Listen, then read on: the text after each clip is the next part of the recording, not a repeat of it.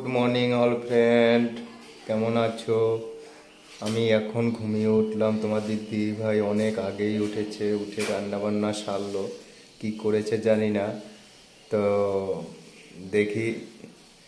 কি করছো? রান্নাবান্না কি করছো? কিছুই না, সেদ্ধ ভাত।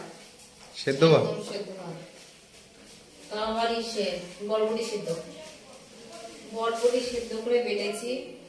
এটা কি বলতে, রেসিপিটা এত ভালো লাগে, মানে সেদ্ধ রান্না বরবটি খেয়েছো তোমরা অনেক, কিন্তু একটু ভেজে বেটে খেও, মিক্স করে দেখো কিরকম লাগে একদম। দেখো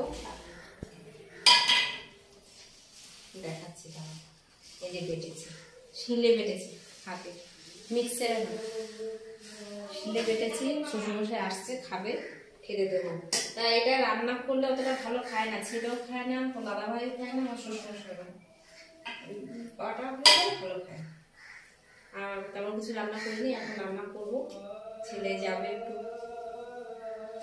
তো বললে যে চিকেন করবে আজকে। হ্যাঁ, চিকেন তো করবো একটু পরে, এখনই না, এখন সেদ্ধ ভাত খাওয়া হবে।